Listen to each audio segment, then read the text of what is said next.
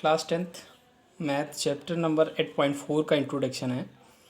पहला पॉइंट है ये कि त्रिकोणमितीय सर्वसंख्याएँ क्या होती हैं। देखिए, हम लोग जानते हैं कि समीकरण क्या होते हैं। समीकरण जिसमें दो पक्ष होते हैं, बराबर होता है, बराबर के बाएं पक्ष में कुछ लिखा होता है और दाहिने पक्ष में कुछ लिखा होता है, तो उसे हम क्या कहते हैं, समीकरण कहते हैं। ठीक है ना। और जो वो समीकरण होते हैं उसमें जो चर राशियां हैं उनमें कोई निश्चित मान रखकर हम देखते हैं कि समीकरण क्या हो जाता है, बराबर हो जाता है, दायां पक्ष और बायां पक्ष बराबर हो जाता है। परंतु त्रिकोणमितीय समीकरण क्या होते हैं, त्रिकोणमितीय समीकरण वो कहलाते हैं समीकरण जिसमें त्रिकोणमितीय अनुपात हो। ठीक है ना, जिसमें त्रिकोणमितीय अनुपात हो, उस ऐसे समीकरण को हम त्रिकोणमितीय समीकरण कहते हैं। ठीक है ना। लेकिन सर्व समीकरण हमको पढ़ना है। ठीक है ना, त्रिकोणमितीय सर्व समीकरण।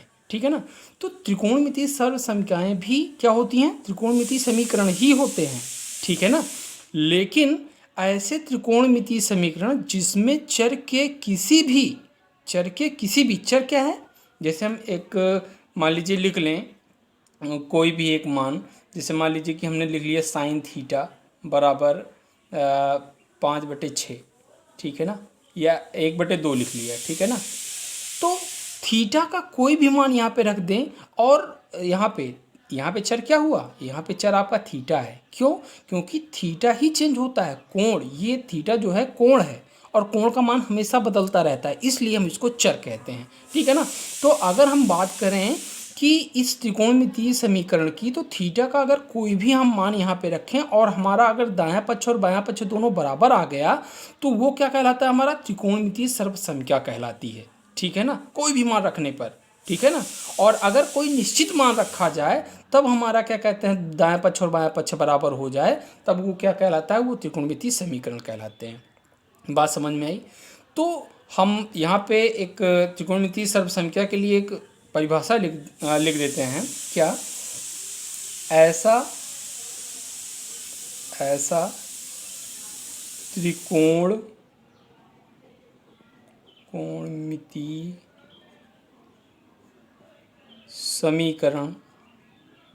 समीकरण जिसमें चर, यहाँ पे मैं चर लिख रहा हूँ। चर का मतलब ये होता है कि जो अनुपात होते हैं, त्रिकोणमितीय अनुपात होते हैं, जैसे साइन कॉस टैन, इनका एंगल जो है वो आपका चर है। ठीक है ना।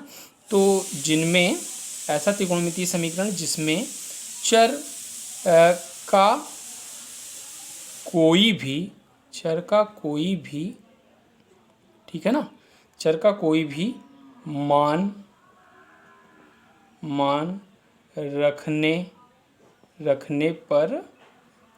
रखने पर त्रिकोणमितीय समीकरण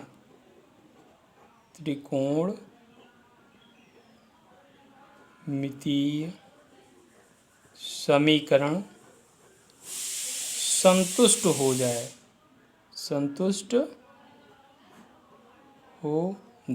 देखिए, संतुष्ट होने का मतलब ये हुआ कि बायां पक्ष और दायां पक्ष बराबर हो जाए। ठीक है ना। तो अगर ऐसा हो जा रहा है तो ये आप समझ लीजिए कि वो आपका क्या है, त्रिकोणमितीय सर्वसंख्या है। ठीक है ना, वो आपका त्रिकोणमितीय सर्वसंख्या कहलाता है।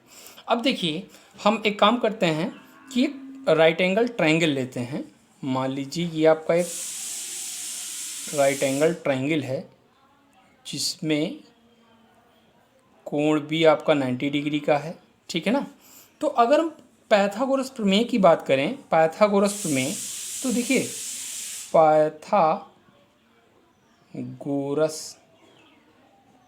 पाइथागोरस प्रमेय से, अगर पाइथागोरस प्रमेय की हम बात करें तो आप देखिए यहाँ पे क्या होता है, हम सभी जानते हैं कि कर्ण का स्क्वायर जो होता है वो लंब का स्क्वायर प्लस में आधार का स्क्वायर होता है।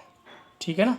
अब देखिए, अगर इस त्रिभुज की बात करें, त्रिभुज ABC में, तो त्रिभुज ABC में कोण क्या है आपका, अगर ये 90 है और अगर हम मान लें कि ये कोण आपका क्या है, थीटा है, और इस कोण के अकॉर्डिंग हम सब कुछ करने वाले हैं। ठीक है ना। तो अगर ये कोण थीटा है तो कोण के जस्ट सामने वाली भुजा क्या होती है, लंब होती है। ये आपकी लंब हो गई, 90 के सामने ये वाली भुजा पड़ रही है तो ये आपकी कर्ण हो गई, और बाकी जो भुजा बच रही है वो आपकी आधार हो गई।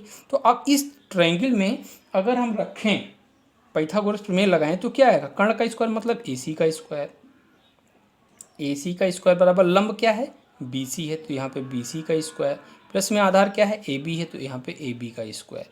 ये आपका एक समीकरण बन गया, ठीक है ना।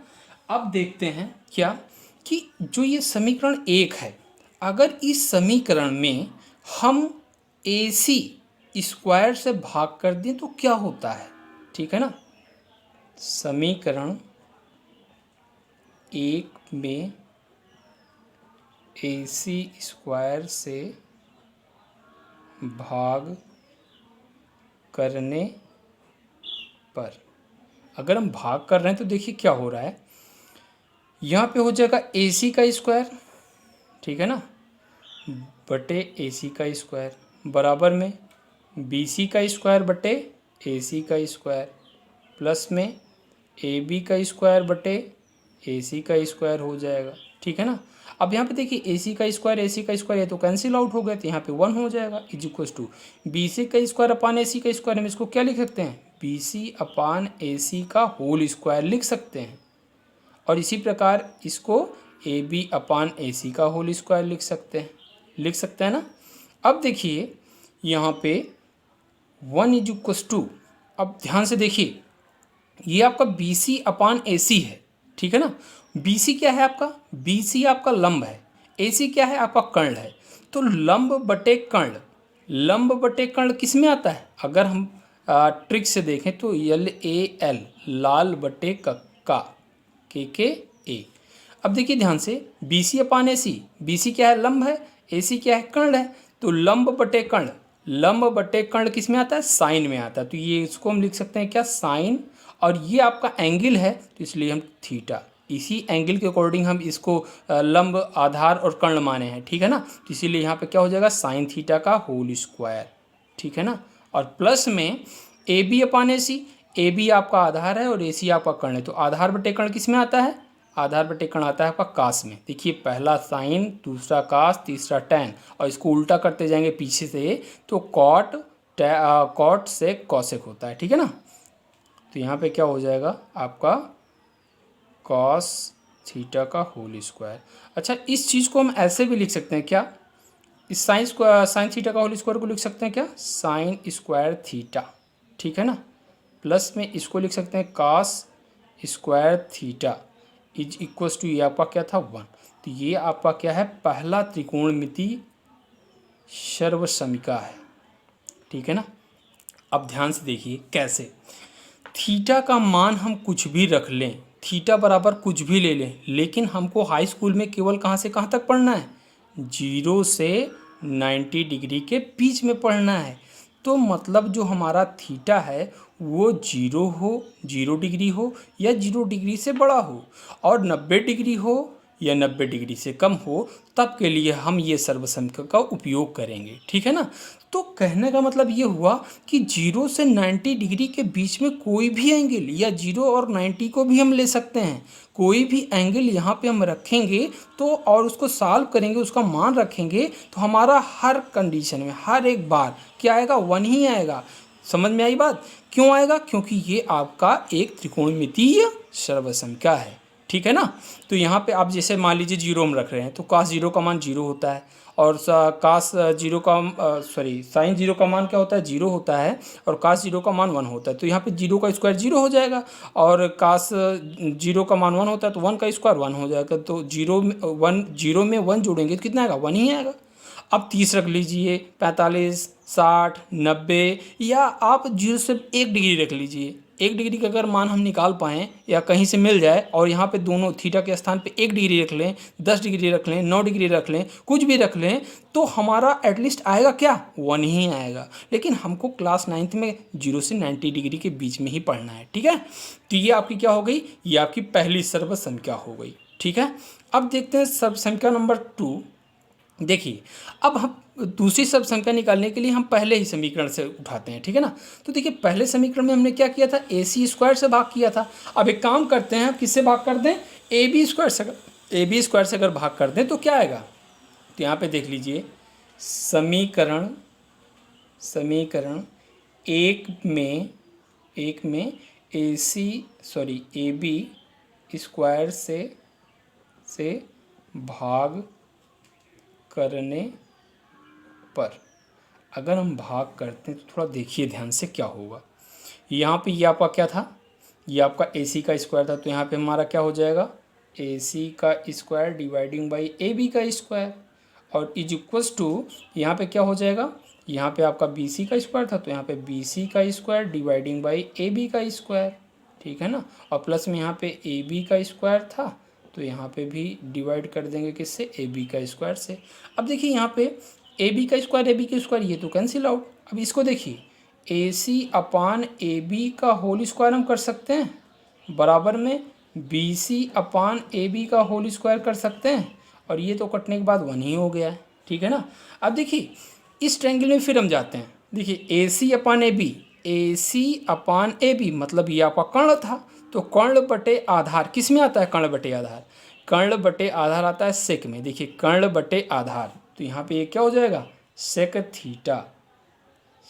थीटा का होल स्क्वायर, और इज इक्वल्स टू ये क्या B C upon A C, B C upon A B है, B C upon A B, B C क्या है लंब है, ए बी क्या है आधार है, तो लंब बटे आधार किस में आता है, लंब बटे आधार आपका आता है टैन में, तो यहाँ पे क्या हो जाएगा टैन थीटा का होल स्क्वायर प्लस में 1, ठीक है ना।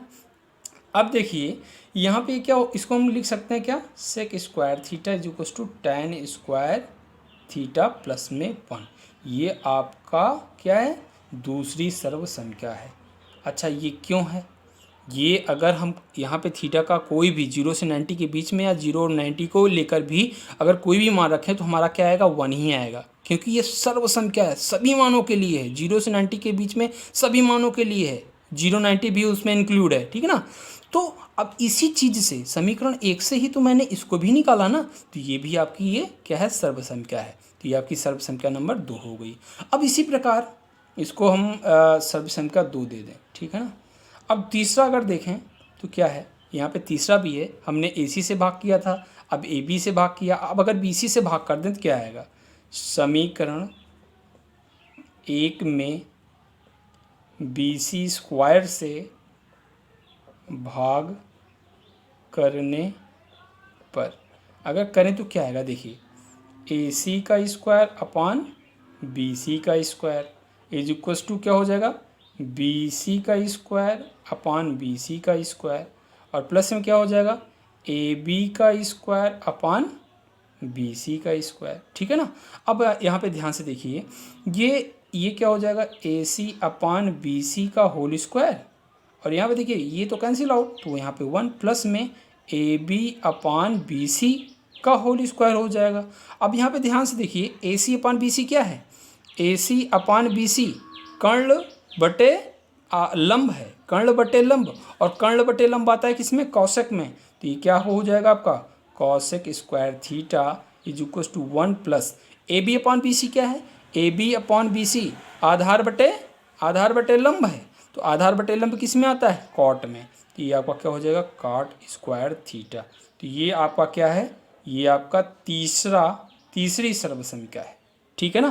तो ये तीनों सर्व संख्याएँ मोस्ट इम्पोर्टेंट हैं, ठीक है ना, क्योंकि इस तीनों सर्व संख्या का उपयोग हम 8.4 जब चैप्टर नंबर 8.4 लगाएंगे तो वहाँ पे इस सभी सर्व संख्याओं का उपयोग होगा, ठीक है ना। तो ये एज अ फार्मूला आप ट्रीट कर सकते हैं, ठीक है ना, 8.4 की सवालों को लगाने के लिए।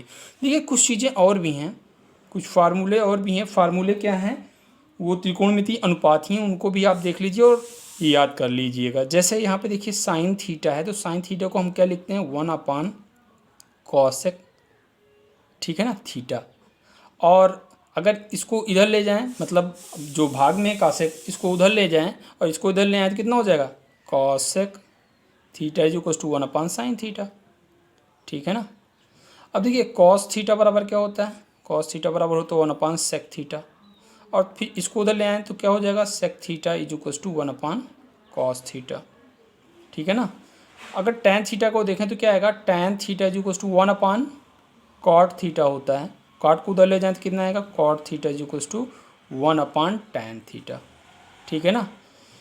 ये सारे देखिए अनुपात हैं, ये क्या है, त्रिकोणमितीय अनुपात हैं, और इनको हम ये दूसरे अनुपात के रूप में 1/, के रूप में लिख सकते हैं। तो इसको आप लोग याद कर लीजिएगा। ठीक है ना। तो ये आपका इंट्रोडक्शन पार्ट यहाँ पे ख़त्म हुआ।